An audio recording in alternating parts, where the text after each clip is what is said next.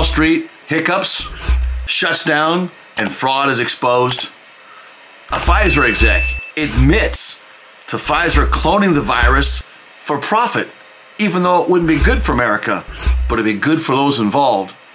And a little third-grade girl gets reprimanded by her principal for taking her scriptures to school. These are all good cases of why we need to defend our free market and our freedoms, and why blockchain, decentralized blockchain, is the hope for that future.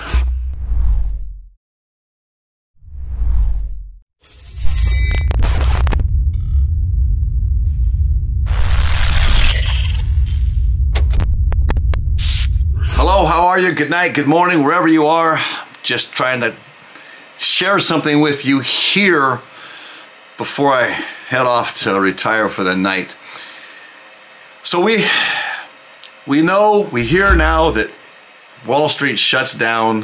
What, 250 stocks are kind of plugged up because basically the old boy school couldn't take its profits early on at the opening bell, and they shut it down.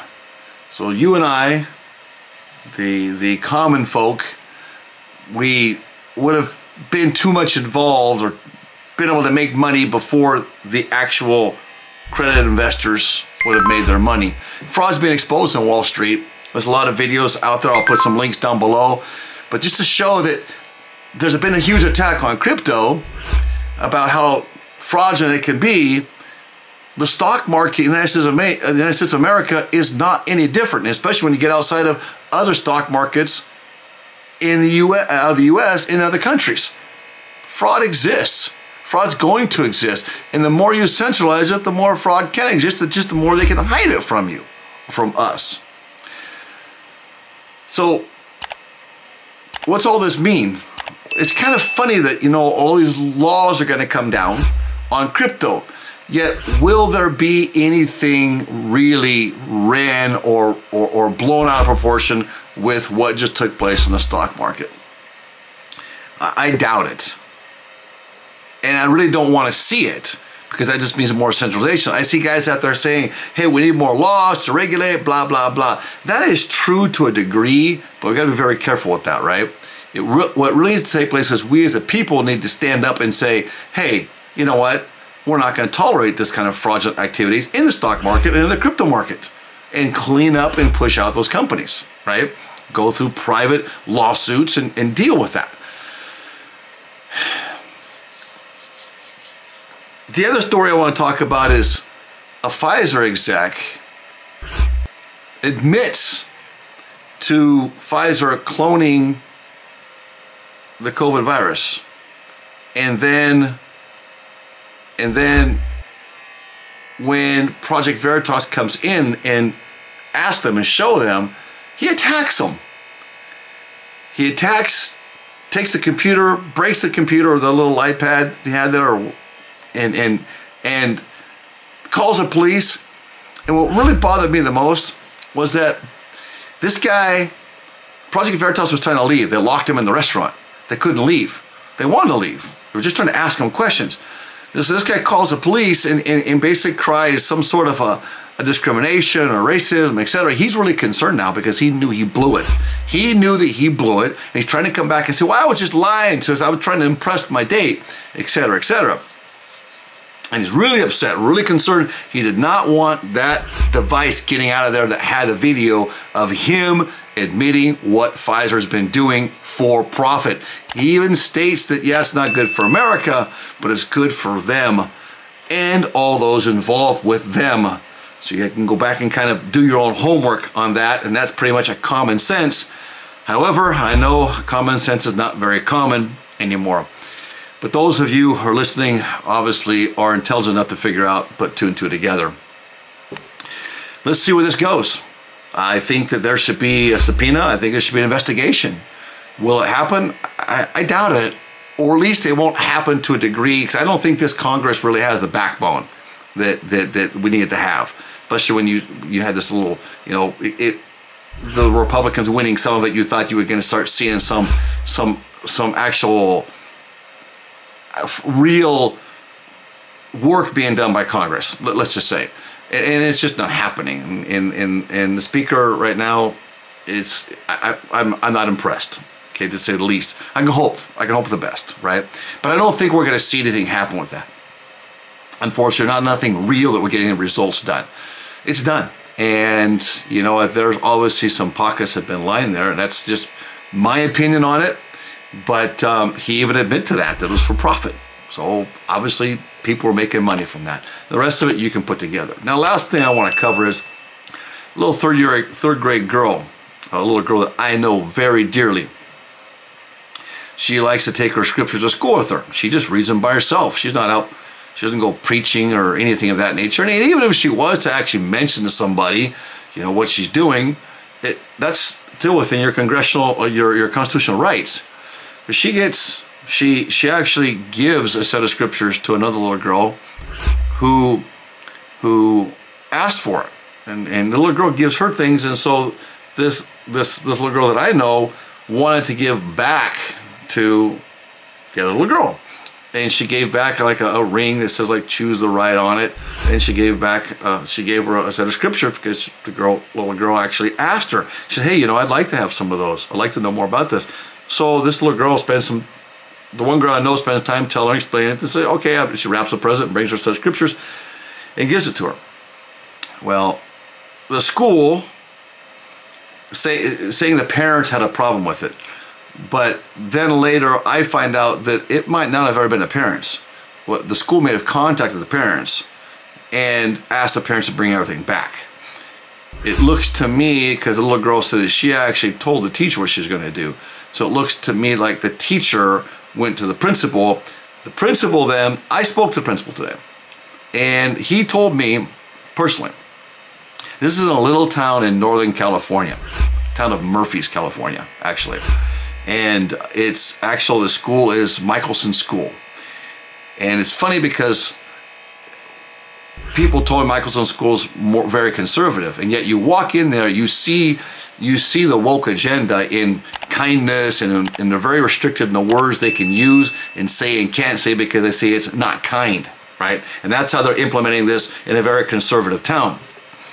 Well, you have a lot of Bay Area influence in this area, and it's just moving in more and more and more of this Murphys area, and you're seeing this. Unfortunately, people are more on the woke, the left, and people just don't care. That's what frustrates me, is that just people just don't care.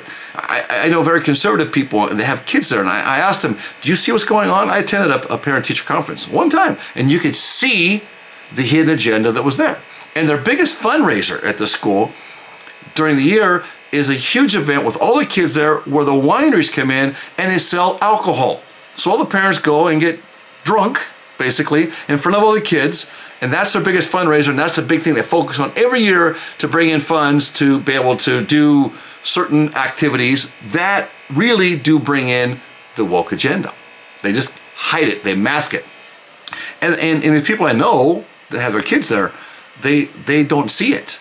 And it was very kind of, on one hand I was surprised, and on the other hand I was frustrated. And when I spoke to the principal today, I went through the constitutional rights. So he started reading to me what the school board says. And the school board says this, that nobody can print proselyte on the school, and nobody can give pamphlets of prayer. So he said, well, a Bible is a pamphlet of prayer. It has prayers in it.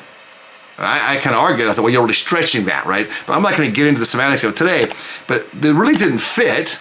And then I said, well, you're violating the constitutional rights. Instead, I cannot do that, so I'm actually going to seek legal counsel to help this little girl. He was very cordial and maintained conversation with me. And we spoke for a good 45 minutes or so.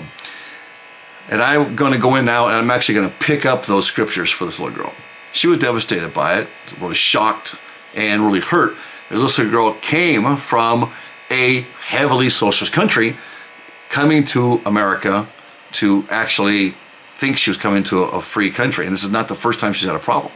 This is why I've stepped in. Now, to summarize this whole thing, what is read from our federal government for all schools in the nation is actually during school hours, there can be no proselyting or no pamphlets of prayer being handed out, right? He deems the Bible as a pamphlet of prayer. I don't know where this principle stands. I don't think he's actually, you know, a pro-religious man. I think he, whatever he is, he has freedom to choose that. But when we're violating the constitutional rights of our kids, he said to me, he said, well, the parents had a problem with it, so the parents, until the child's 18 years of age, okay, they can then call the school and we have to do something about it because they are responsible for the children. I said, yes, unless that child wants to do a sex change, and then they don't have to have parents' permission to do that. He stopped. He didn't say anything to me. I said, if you want to promote LGBTQ pamphlets and information, you can do that. He didn't deny that.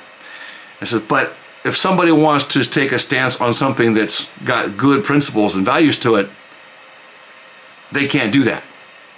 He said, well, I understand your point of view, but I'm going to do just what I'm told to do by the board of directors because that's my job. I said, you know, with all due respect, I said, Hitler's police and Hitler's teachers did just their job. And you know what the outcome was. So I hope that you just consider these things. Long story short, we agreed to disagree, and I need to pursue further action if I want to help this little girl, which I desire to do. But my point being, we are being attacked from all angles of centralization and fraud and deception. And it's coming from above. And there is actually an effort, a joint effort by various different groups, the World Economic Forum, the World Health Organization, United Nations. There's others coming together. Others are just the policing, or like a fat F and so forth, or just policing branches or arms that have come together with an agenda to deprive us of our freedoms because they feel we don't know enough to be able to make decisions for ourselves. And therefore, that attack on religion is a Marxist attack. Remember, religion and private property are what caused the divide between the wealthy and the non-wealthy, the rich and the poor, which is not true. That's not true if you get into the data. And the surface it might look that way, but it's not true. You say, well, greed causes that. Well, that's not true either because there's plenty of it out there to go around. You just got to get involved and get your piece of the pie. Anyway, where is this argument for decentralization, decentralized market going to come from? Where's it going to be defended from? Well, it's going to be defended through blockchain and through decentralized cryptocurrency. Now remember, decentralized is very different than centralized. And that's where our hope comes in. Web 3.0, Solana's come out with a telephone, as well as others come out with a new Web 3.0 phone.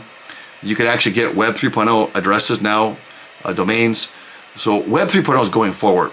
And there's going to be centralized and decentralized there. We need to support decentralization. And it's just vitally important to our existence. The whole idea of living under fear, that's a sad idea. None of us want to live in fear. We want to be able to make choices for ourselves, but we do need to educate ourselves and make educated choices, responsible choices. And that comes to you and I getting in and doing our part. DeFi IoT, I hope that we all do our part so that we can maintain freedom in the world, not just in America, but in the world. And I deal with people on an international basis, and this attack is everywhere. I could talk for hours. I hope that you'll give us a thumbs up and you'll subscribe to our video. And I do feel that we're going to come together, but we're not standing up enough. We need to stand up and do our part. And this principle I don't think has been set up to until recently, when I've gotten involved in the last couple issues there. And in the beginning we banged heads, but then we agreed to disagree on certain things and talk through it.